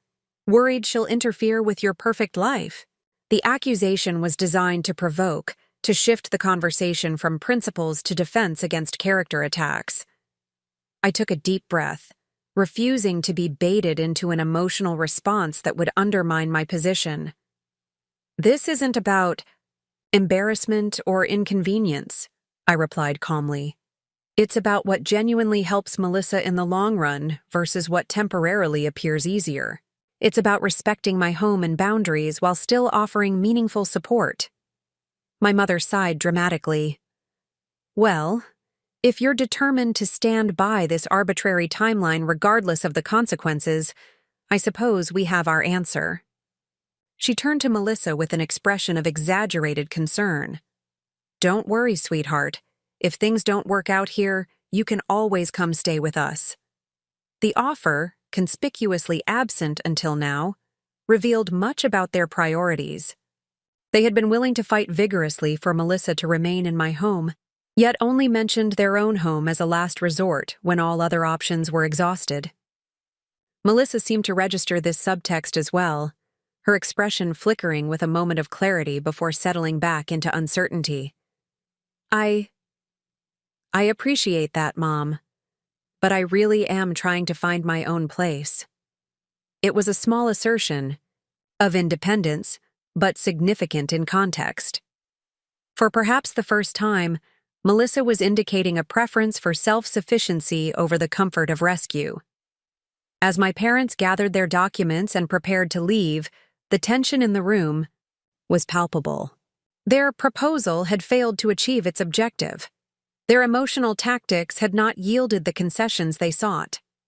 For the first time in our family's history, the established patterns of persuasion and acquiescence had broken down. We're disappointed, Rachel, my father said as they stood at the door. I never thought you'd place rigid principles above your sister's well-being. It was a final attempt to reframe my boundary as callous indifference rather than a considered position. In the past, such parting shots had often sent me into spirals of self-doubt and reconsideration. But today, I recognized it for what it was, a strategic deployment of guilt designed to accomplish what direct persuasion had failed to achieve. I understand you see it that way, I replied, neither apologizing nor yielding. I hope eventually you'll recognize that I'm trying to support Melissa in a way that helps her long-term, not just temporarily. After they left, Melissa and I sat, in silence for several minutes, processing the emotional aftermath of the confrontation. I'm sorry, she finally said. I didn't realize calling them would lead to all this. "It's not your fault," I assured her. This was inevitable. They weren't going to accept the new boundaries without testing them repeatedly. Melissa nodded slowly. What happens now?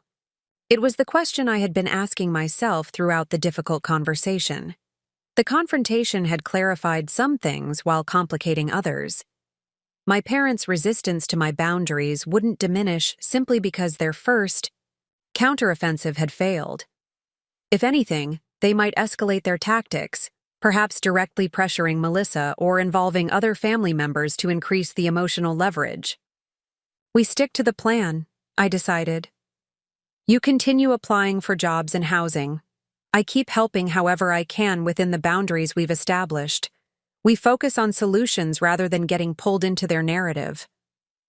Melissa looked uncertain, but nodded. I'll try. The exchange felt like a small victory amid a larger setback. We hadn't achieved the practical goals of employment and housing, and we'd experienced significant pushback from my parents. But something important had happened nonetheless. I had maintained my boundaries despite intense pressure, and Melissa had witnessed an alternative to our family's traditional dynamics. As I cleaned up the coffee cups left from my parents' visit, I reflected on what this first major test had revealed. The path toward healthier relationships would not be smooth or linear. There would be resistance, setbacks, and moments of doubt.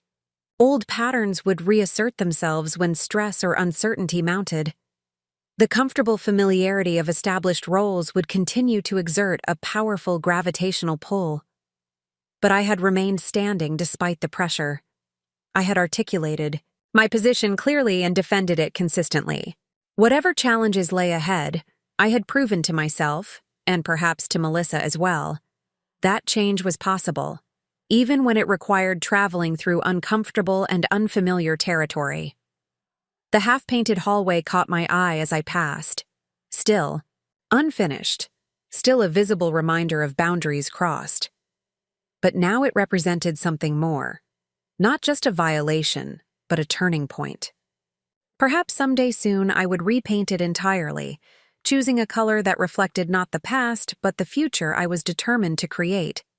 One where mutual respect and healthy boundaries formed the foundation of genuinely supportive family relationships. The following Monday brought unexpected developments. I arrived at work to find an email from Catherine asking me to stop by her office when I had a moment. Assuming she wanted updates on the Boston project documentation, I gathered my notes and headed to her corner office after my morning coffee. Close the door, Catherine said as I entered, her tone suggesting this wasn't a routine project discussion. Once I was seated, she continued, I received an interesting call this morning from Robert Chen. Your father, I presume. I felt the blood drain from my face. My father called you? Here at work? Catherine nodded, her expression carefully neutral. He expressed concerns about your workload and suggested you might be under excessive stress that's affecting your personal judgment. He mentioned you'd recently returned from a demanding business trip and might benefit from some additional time off. The calculated intrusion of my family drama into my professional space left me momentarily speechless. This was a new tactic, one that threatened the career I had built so carefully over the years. I don't even know what to say, I finally managed. I'm sorry he involved you in this. It's completely inappropriate. Yes, it is, Catherine agreed matter-of-factly. Which is precisely why I wanted to speak with you directly rather than making assumptions based on a third-party account. I took a deep breath, collecting my thoughts. My father's call is related to a personal boundary I've established recently. My sister needed temporary housing, and I agreed to let her stay for 2 months while she finds her own place. My parents wanted a more permanent arrangement with renovations to my home, which I declined. They're not taking it well. Catherine listened attentively, nodding occasionally. When I finished explaining, she leaned back in her chair, considering me with a thoughtful expression. You know, Rachel, I've worked with you for 8 years now. In that time, I've seen you handle complex implementations, difficult clients, and interpersonal challenges with remarkable composure and integrity. Your judgment in professional contexts has been consistently sound. Why would I suddenly question your ability to make decisions in your personal life? Her vote of confidence was unexpected and deeply validating. Thank you. That means a lot, especially right now. Your father seemed to think I would have some influence over your decision, Catherine continued, as if questioning your judgment from a professional angle might succeed where familial pressure had failed. That's a new approach for them, I admitted. They've never involved my workplace before. Catherine's expression hardened slightly. Well, it's entirely inappropriate, and I want you to know I made that quite clear to him. Your personal boundaries are your own to establish and maintain. My only concern is ensuring you have the support you need during what sounds like a challenging time. Her straightforward support was like a lifeline in choppy waters.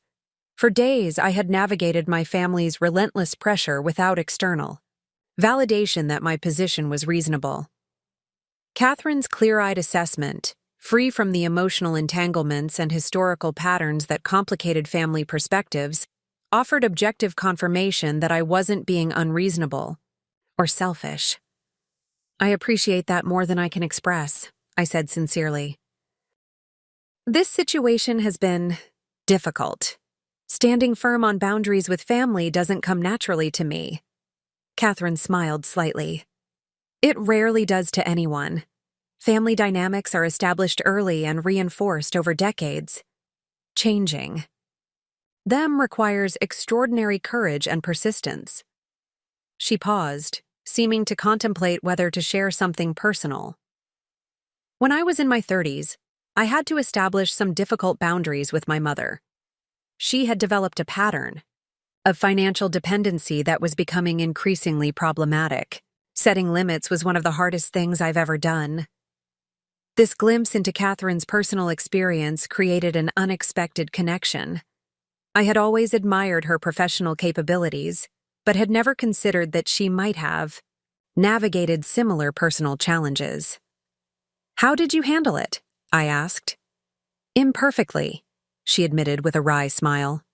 There were tears, accusations, periods of estrangement. But eventually, we established a new relationship, one with clearer expectations and greater mutual respect. The short-term pain led to long-term health for both of us. Her story offered something my logical understanding of boundaries had lacked: hope that the current difficulties might eventually yield to a better, healthier relationship with my family. Did your mother eventually understand why you needed those boundaries? I asked, seeking reassurance that reconciliation was possible. Catherine considered this carefully. Yes and no. She came to accept the boundaries and even respect them. But I'm not sure she ever fully understood my perspective. Some generational and personality differences may simply be too fundamental to bridge completely. What matters is finding a way to interact respectfully despite those differences. This nuanced perspective adjusted my expectations. Perhaps success wouldn't look like my parents having a dramatic revelation about our family dynamics. Perhaps it would be more subtle, a gradual adjustment to new parameters, a slow evolution toward more balanced interactions. Thank you for sharing that, I said, and for not letting my father's call influence your perception of me. Of course, Catherine replied. Though I should mention, this wasn't entirely altruistic on my part. At my questioning look, she continued, I've been meaning to discuss something with you. The Boston implementation was the final piece I needed to confirm what I've suspected for some time. You're ready for advancement. The abrupt shift in conversation caught me off guard. Advancement? I'm recommending you for Director of Implementation. Services, she said. Jacob is moving to the London office in September, and his position will need to be filled. Your technical skills are excellent, but more importantly, you've demonstrated the judgment, interpersonal capabilities, and integrity the role requires. I sat back, processing this unexpected information. Thank you. That's a significant opportunity. It is, Catherine agreed. And the timing might be fortuitous. The position would involve a substantial salary increase, which could provide additional options for helping your sister while maintaining your boundaries. Perhaps assisting with a security deposit or co-signing a lease without having her live with you permanently.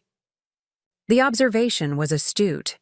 Additional financial resources would expand the range of possible solutions, potentially creating alternatives that respected my boundaries while still providing meaningful support to Melissa.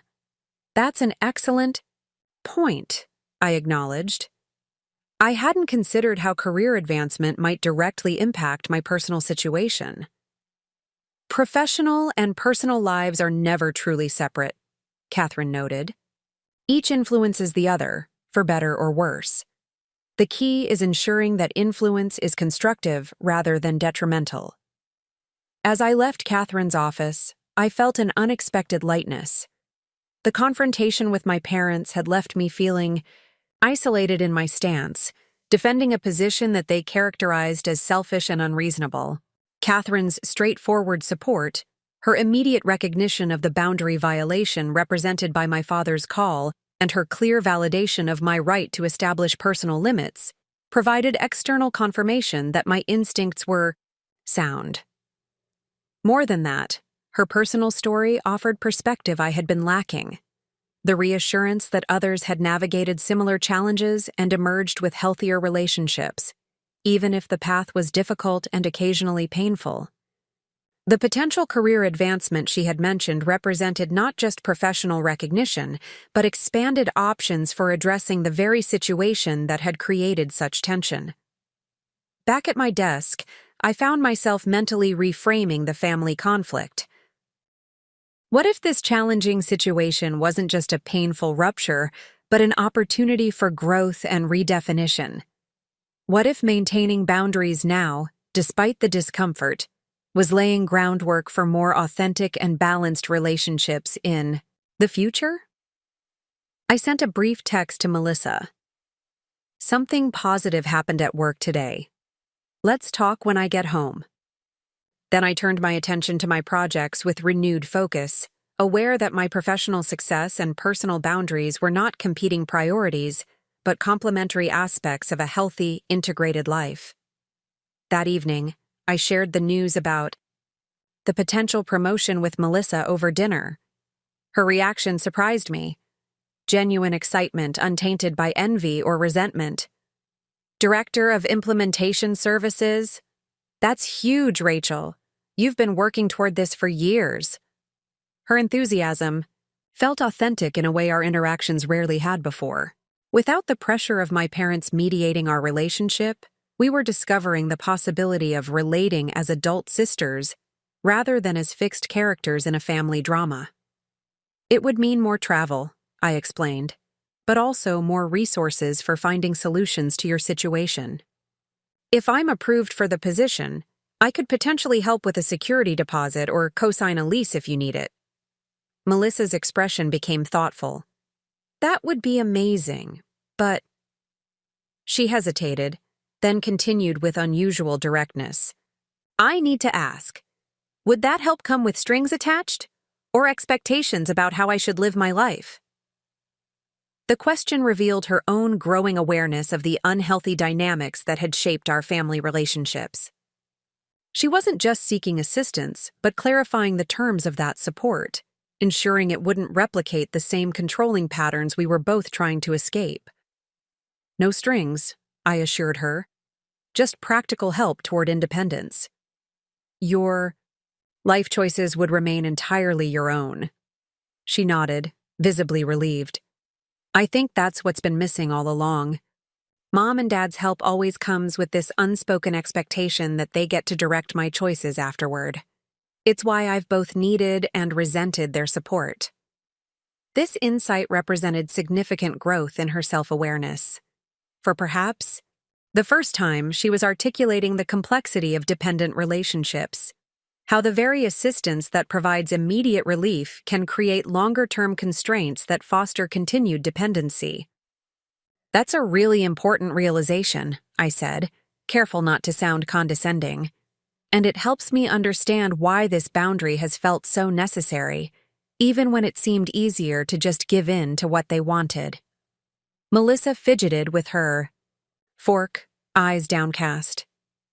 I've been thinking about what you said to Mom and Dad, about how making me permanently dependent isn't actually helping me. At first I was hurt because it seemed like you were saying I was hopeless or something, but the more I consider it, the more I realize you might be right. Every time I've gotten bailed out, I've missed the opportunity to develop the skills to prevent the next crisis. This level of self-reflection was unprecedented from my sister. Throughout our lives, she had skillfully avoided examining her own role in perpetuating unhealthy patterns, focusing instead on immediate solutions to immediate problems. This willingness to consider longer-term patterns represented a potentially transformative shift in perspective. That's a powerful insight, I acknowledged, and a really courageous one to confront. She shrugged, uncomfortable with the praise. Maybe. Or maybe I'm just tired of the roller coaster. Up when someone rescues me, down when the rescue comes with invisible strings, repeat forever. It's exhausting. The simple honesty of her admission created a moment of genuine connection between us, perhaps the most authentic we had shared as adults. We were both recognizing, from our different positions within the same system, how family dynamics had constrained our individual growth and authentic relationship with each other. As we cleaned up after dinner, Melissa mentioned almost casually, "By the way, I have a job interview tomorrow. It's just a junior design position at a local marketing firm, but it's something." "That's wonderful," I said, genuinely pleased. "What can I do to help you prepare?" The evening that followed was unlike any I could remember sharing with my sister. We worked together on interview preparation, reviewing potential questions, selecting appropriate attire from her limited wardrobe, supplemented with a few items borrowed from mine, discussing how to frame her experience positively, despite the gaps in her employment history. The collaborative effort felt natural and balanced, each of us contributing without the hierarchical dynamics that had characterized our interactions in the past.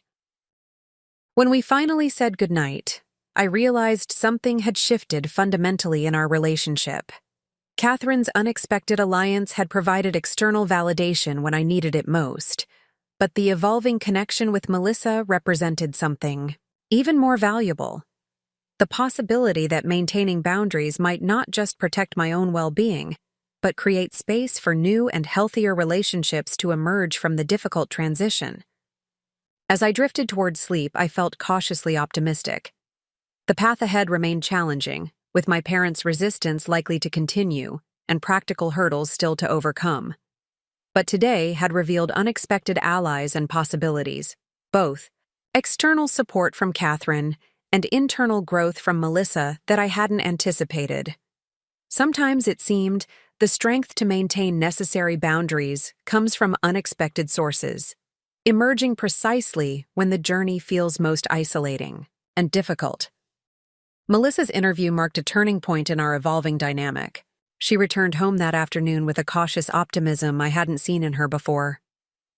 "They said they'll make a decision by the end of the week," she reported, slipping off the blazer she had borrowed from my closet. The creative director seemed impressed with my portfolio. She said my typography work shows natural talent that can't be taught. The genuine pride in her voice was refreshing. Throughout our lives, Melissa had often approached potential opportunities with a preemptive defeatism, a protective mechanism that lowered expectations and softened the blow of possible rejection. This newfound confidence, however tentative, suggested a shift in her self-perception. "That's fantastic," I said sincerely. "Typography is technically challenging. That's a significant compliment from an industry professional." Melissa shrugged, but couldn't entirely suppress her smile. "Maybe. We'll see if it translates to an actual job offer." "Regardless of their decision, it's valuable feedback on your work," I pointed out. and interviewing itself is a skill that improves with practice. This perspective, viewing even potential rejection as valuable experience rather than definitive failure, was new territory for both of us. Our parents had always emphasized outcomes over process, creating an achievement-oriented mindset that categorized experiences in binary terms of success or failure. Learning to value the journey, including its setbacks and disappointments, represented a significant recalibration of ingrained attitudes. That evening, as we prepared dinner together, Melissa surprised me with an unexpected question. "Have you heard from Mom and Dad today?" I shook my head. "Not since Dad's inappropriate call to my boss yesterday." "Why do you ask?" She hesitated, focusing intently on chopping vegetables. "They've been texting me constantly, asking how things are going, whether you've reconsidered your position, if I'm making any progress finding my own place." This wasn't surprising. With direct pressure unsuccessful, my parents would naturally seek indirect influence through Melissa. "What have you told them?" "Mostly just that I'm applying for jobs and we're getting along fine," she replied. "But they keep pushing for more details, trying to find weaknesses in the arrangement to exploit." She set down the knife, looking directly at me. "I need to learn how to communicate with them without getting pulled into their tactics." Her request struck me as remarkably insightful. She wasn't asking me to intervene or shield her from our parents' pressure, the historically established pattern, but rather seeking skills to navigate the relationship herself. "That's a really mature perspective," I acknowledged, "and honestly, it's something I'm still learning myself." "You seem to be doing better than I am," she observed. "The way you handled them during their ambush visit was impressive. You stayed calm and clear about your boundaries without getting pulled into the emotional drama they were creating." Her perception was more generous than accurate. While I had maintained my position, I had felt anything but calm internally. It was difficult, I admitted. Every instinct was screaming to give in just to restore peace. But I've been working on communicating more effectively in challenging situations. Melissa looked interested. "How? I mean, specifically, what techniques help you stay centered when they're pushing all the guilt buttons?" This question opened a conversation unlike any we had previously shared. For the next hour, as we cooked and ate dinner, we discussed practical strategies for maintaining boundaries in emotionally charged situations. Recognizing manipulation tactics, using pauses to regain composure, employing I statements to express needs without accusation, distinguishing between genuine emergencies and manufactured crises. "The hardest part for me," Melissa confessed, "is the guilt. When Mom starts talking about how worried she is, or how much they've sacrificed for us, I feel terrible for causing them distress, even when I know they're manipulating me." "That's by design," I explained. "The guilt is a tool they've used because it works. We were conditioned from childhood to prioritize their emotional comfort over our own needs. Breaking that pattern feels wrong because it contradicts everything we internalized growing up." "So how do you deal with the guilt?" she asked. I considered this carefully. I remind myself that setting healthy boundaries isn't selfish. It's necessary for authentic relationships. When I feel guilty, I ask myself, would I expect someone else to sacrifice their well-being in this way? Would I impose these expectations on someone I respect? Usually the answer is no, which helps me recognize the double standard I've been applying to myself. Melissa absorbed this, nodding slowly. "That makes sense. I've never really thought about it that way before." Our conversation continued into the evening, ranging beyond boundary setting to broader questions of self-determination and authentic identity. For both of us, our sense of self had been heavily influenced by our designated family roles, my identity as the responsible achiever, her identity as the creative free spirit in need of rescue. Examining these prescribed identities critically opened space to consider who we might be beyond these limitations. The next morning, I found Melissa at the dining table, a notebook open before her, writing intently. "What's that?" I asked, pouring my morning coffee. She looked up, slightly embarrassed.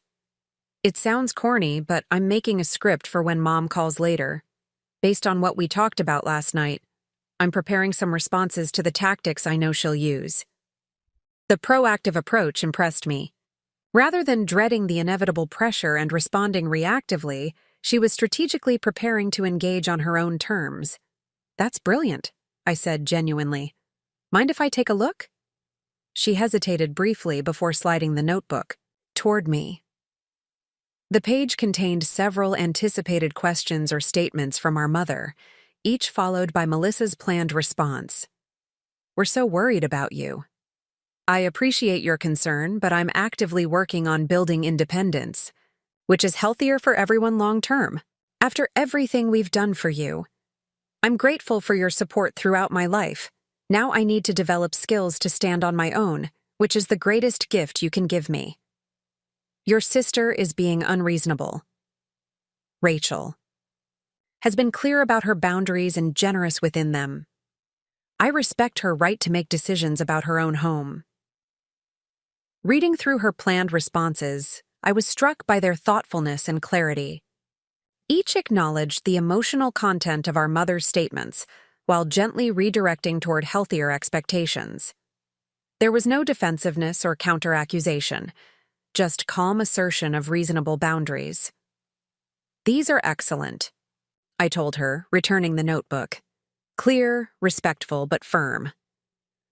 "They're easier to write than they'll be to say," she admitted. "But having them prepared might help me stay on track instead of getting derailed by guilt or falling back into old patterns." This deliberate approach to communication represented significant growth. Rather than viewing interactions with our parents as unpredictable emotional minefields that could only be navigated through compliance or avoidance, she was developing tools to engage authentically while protecting her own boundaries.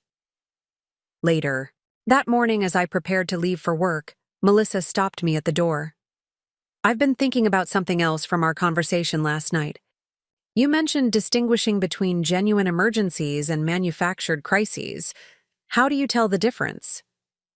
It was an insightful question that cut to the heart of many family dynamics. "That's challenging," I acknowledged.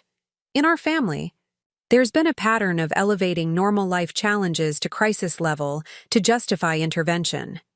I've found it helpful to ask, is this situation genuinely urgent and beyond the person's capacity to handle?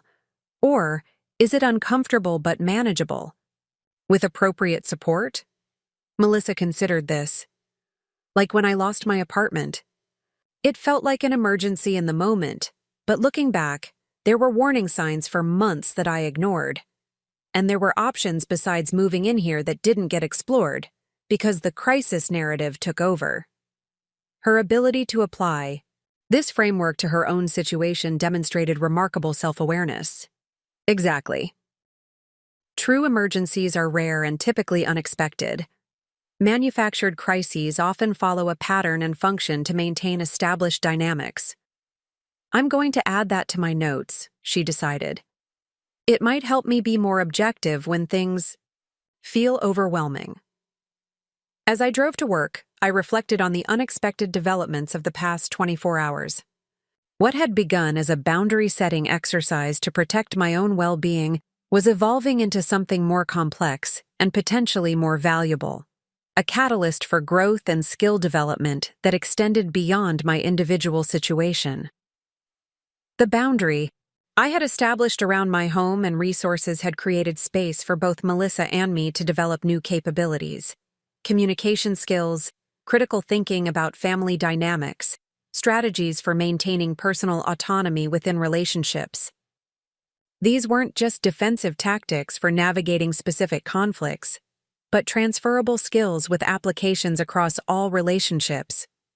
At the office, I found an email from Catherine confirming that my promotion to Director of Implementation Services was moving forward, with formal approval expected within 2 weeks. The news should have been purely celebratory, but it carried complicated implications for my evolving family situation. The increased salary would expand my capacity to help Melissa financially, but it might also intensify my parents' expectations about my resources. During my lunch break, I called Tara to share both the professional news and my concerns about its personal implications. "First, congratulations," she exclaimed when I told her about the promotion. "That's fantastic recognition of your work." "Thank you," I replied. "I'm excited about the opportunity, but also thinking about how to prevent it from complicating the boundary issues with my family." "That's valid," Tara acknowledged. "Success often brings increased expectations from others, especially family members who feel entitled to the benefits of that success." "Exactly. If they know about the promotion and salary increase, I'm concerned they'll intensify pressure about supporting Melissa permanently." Tara was quiet for a moment, considering. "What if you reframe the entire situation? Instead of viewing financial support as either enabling dependency or maintaining boundaries, what if you focused on investing in Melissa's independence specifically?" "What do you mean?" "Well, if your goal is truly to help Melissa become self-sufficient, maybe the additional resources could be directed exclusively toward that goal. Professional development courses, portfolio building, therapy to address underlying patterns, whatever specifically builds her capacity rather than just sustaining her." The suggestion resonated deeply. It offered a middle path between complete withdrawal of support, which felt unnecessarily harsh, and unconditional subsidizing, which perpetuated unhealthy dependency. "That's brilliant, Tara. It aligns financial support with the ultimate goal of independence rather than creating confusion between the two." "Exactly. And it gives you a clear framework for decisions about what support is appropriate. If something builds capacity for independence, it's worth considering. If it merely sustains dependence, it's not." This perspective, viewing resources as potential investments in growth rather than band-aids for immediate problems, shifted my thinking significantly. It wasn't about withholding help to force independence through deprivation, but rather about channeling support specifically toward building capabilities that would ultimately render the support unnecessary. When I returned home that evening, I found Melissa looking subdued, but composed. "Mom called," she said as I set down my laptop bag. "I used the script we discussed." "How did it go?" I asked, curious about both the conversation and her experience implementing our discussed strategies. "Hard," she admitted. She cycled through all the tactics we anticipated: guilt, comparing me to you, suggesting I wasn't trying hard enough, implying you were being controlling. When none of that worked, she started crying. The familiar progression didn't surprise me. Our mother's emotional escalation was a well-established pattern when initial manipulation attempts failed. "How did you handle that part?" "I almost caved," Melissa confessed. "But then I remembered what you said about manufactured crises, and I realized her tears were tactical. Not fake exactly, but purposeful." She looked troubled by this recognition. "Is that a terrible thing to think about our mother?" It's a difficult reality to acknowledge," I said carefully. "Mom's emotions are genuine, but they're also functional within the family system. Recognizing that pattern isn't disrespectful. It's necessary for developing healthier interactions." Melissa nodded slowly. I stayed calm and stuck to my responses even when she got emotional. It didn't fix anything, but it felt different. More like I was participating in the conversation rather than just reacting to it. This shift from reactivity to intentional engagement represented significant growth. For perhaps the first time, Melissa had experienced herself as an active agent in family dynamics rather than a passive recipient of others' emotional manipulations. "That's a huge accomplishment," I told her sincerely. "Maintaining your composure while someone is deliberately pushing emotional buttons takes tremendous strength." She smiled slightly, acknowledging the accomplishment. It was exhausting but also empowering, like I discovered a muscle I didn't know I had. The metaphor was apt. Boundary maintenance, like physical strength, develops through consistent practice and gradually increasing resistance. What had begun as a crisis, my parents' boundary violation and Melissa's housing emergency, was evolving into an unexpected opportunity for both of us to develop new skills and capacities that would serve us well beyond this specific situation. As we prepared dinner together, I shared Tara's perspective about directing resources specifically toward building independence rather than sustaining dependency. Melissa listened intently, her expression thoughtful. "That makes so much sense," she said when I finished explaining. "It's the difference between giving someone fish and teaching them to fish, but with actual concrete steps between the two extremes." Her quick grasp of the concept confirmed my growing appreciation for her intelligence and insight, qualities that had often been obscured by the family dynamics that cast her perpetually as the helpless one in need of rescue. "Exactly," I agreed. "And with my potential promotion, I'd have more resources to invest in your independence, whether that's additional design courses, therapy to address patterns, or practical support for housing that leads to self-sufficiency." For the first time since this journey began, I felt genuine optimism about the path forward. The boundary I had established wasn't just a defensive wall to protect my own well-being, but a foundation for new growth and development, both for myself and, unexpectedly, for Melissa as well. We were both developing skills and perspectives that would serve us long after this specific housing situation was resolved. The journey remained challenging, with my parents' resistance likely to continue and practical hurdles still to overcome.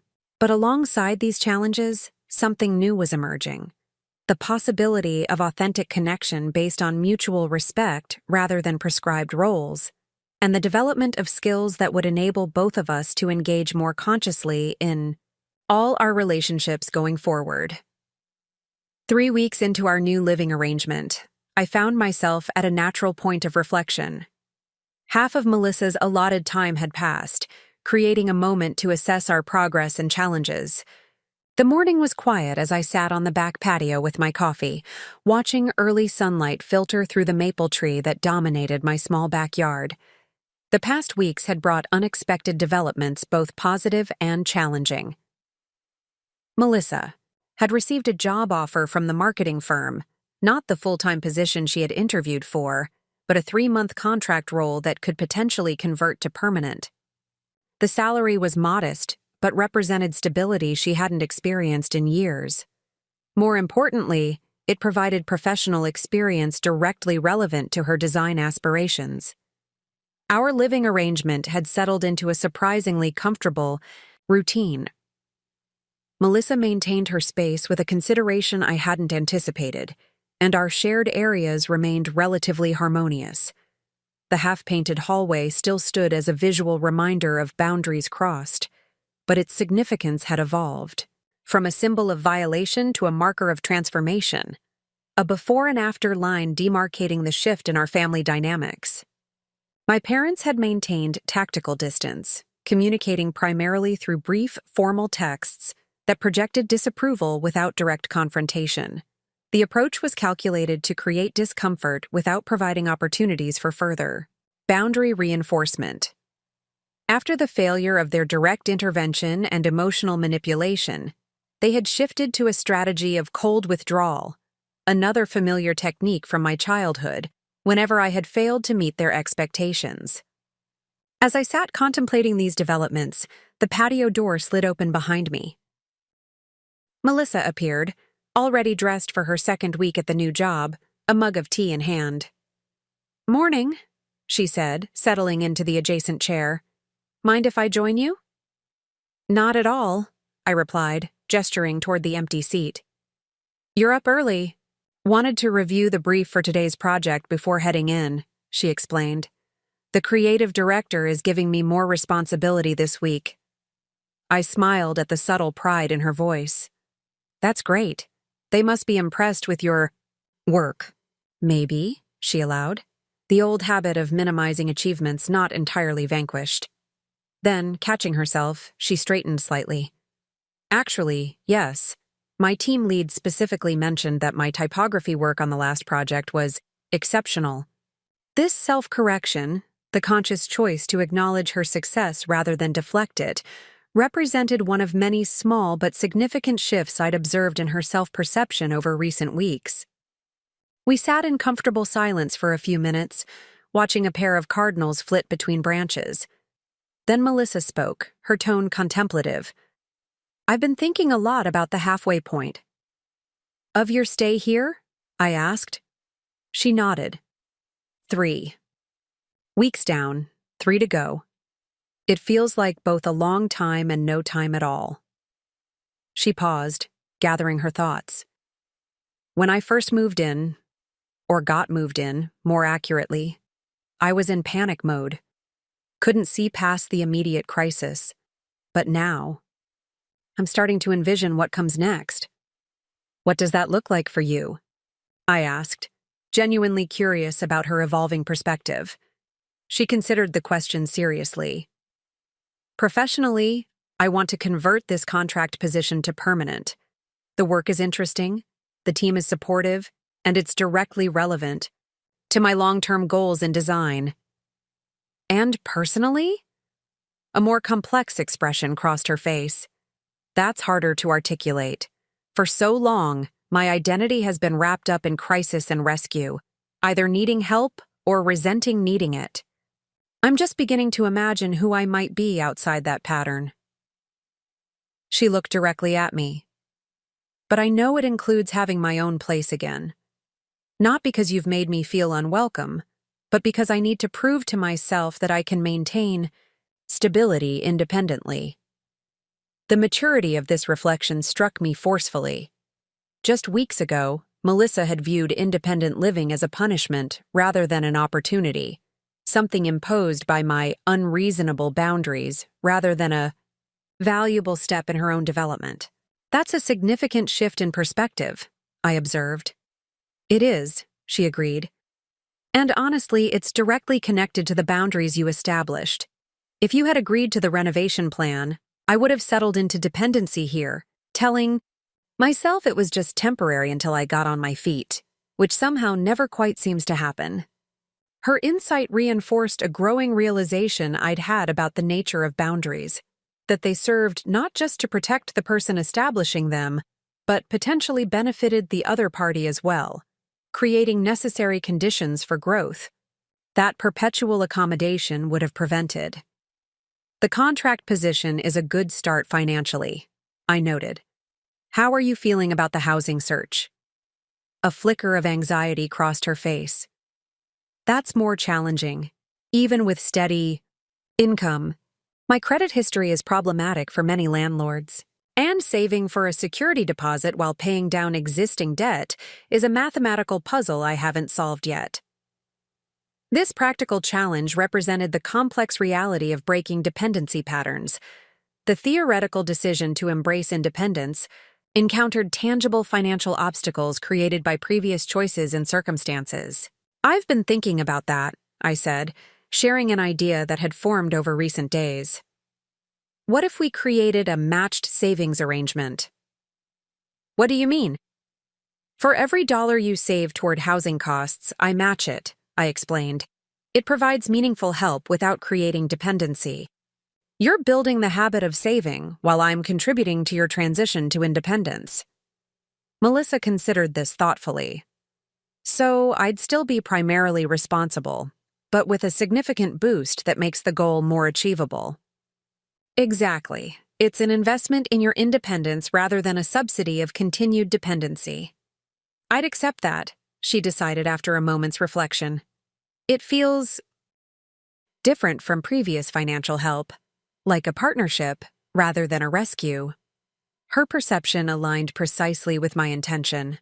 The arrangement would provide practical assistance while preserving her agency and responsibility, supporting capability building rather than creating comfortable dependency. As she left for work, I remained on the patio, contemplating our conversation. The 3-week mark provided natural perspective on how far we had traveled from the confrontation that had initiated this journey. The progress was uneven, but undeniable. Melissa had secured employment, was developing communication skills to manage our parents' manipulation, and had begun articulating an identity beyond the family-assigned role of perpetual dependent. I had maintained boundaries despite significant pressure and was exploring more nuanced approaches to support that enhanced rather than undermined independence. Yet alongside these positive developments, challenges remained.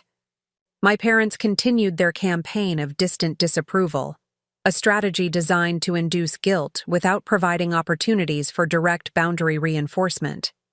The practical obstacles to Melissa's independent housing remained significant despite her employment progress. And the looming end of the 2-month timeline created both motivation and pressure that complicated decision-making. Most complex were the questions about our family's future. The boundaries I had established had created necessary space for healthier patterns to emerge, but they had also revealed fault lines in family relationships that could not be easily repaired. My parents viewed my stance not as a necessary recalibration, but as a betrayal of family values. This fundamental difference in perspective couldn't be resolved through better communication alone. It represented divergent worldviews about family, obligations, and individual autonomy. My phone chimed with a text from Catherine. Promotion officially approved. Announcement tomorrow. Congratulations, Director Chen. The professional milestone contrasted with the personal complexities I was navigating. In my career, progress felt clear and measurable. Responsibilities increased, recognition secured, advancement achieved through consistent performance and strategic choices. In family relationships, progress was messier, non-linear, with success, defined not by external recognition, but by the often invisible development of healthier patterns and more authentic connections. Yet there were surprising parallels between the two domains.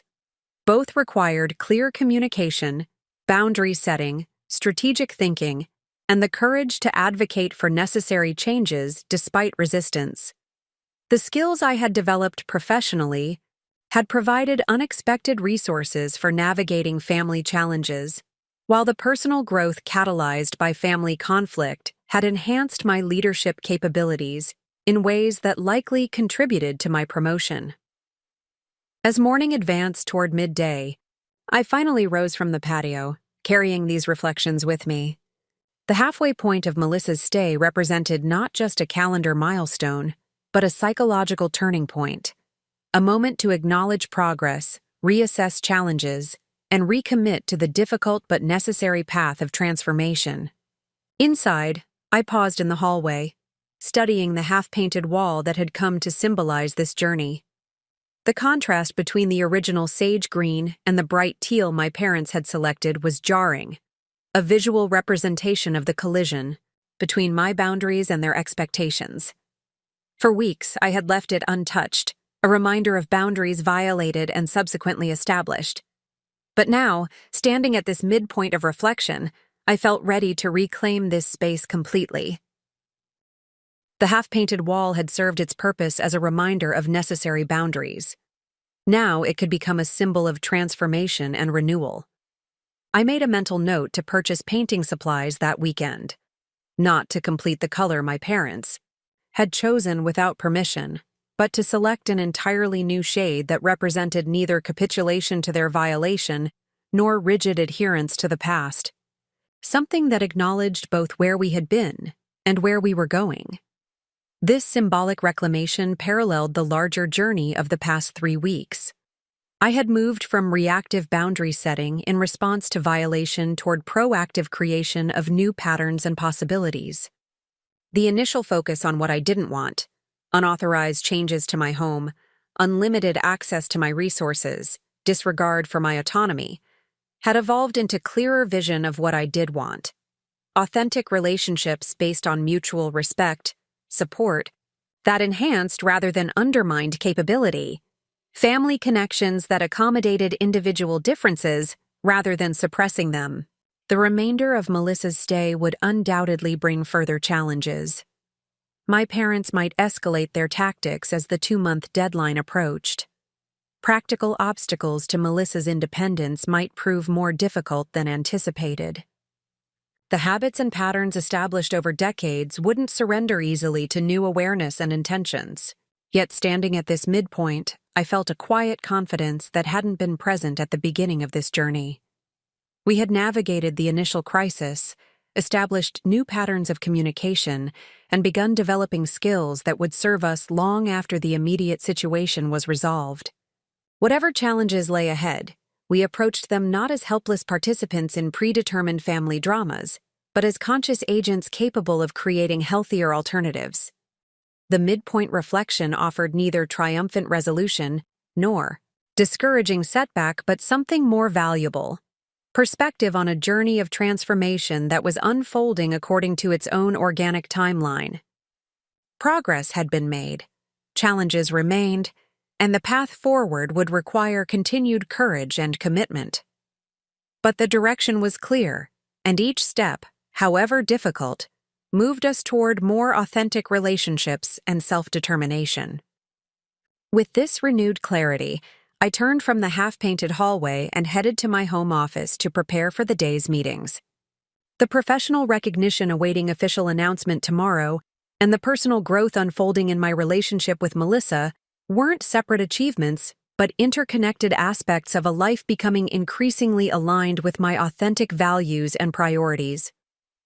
The halfway point wasn't an ending, but a moment of recalibration, acknowledging progress while recommitting to the continuing journey of transformation that lay ahead. Whatever the next 3 weeks might bring, I approached them with greater clarity, skill, and determination than I had possessed at the beginning of this challenging but necessary path. Up next, you've got 2 more standout stories right on your screen. If this one hit the mark, you won't want to pass these up. Just click and check them out. And don't forget to subscribe and turn on the notification bell so you don't miss any upload from us.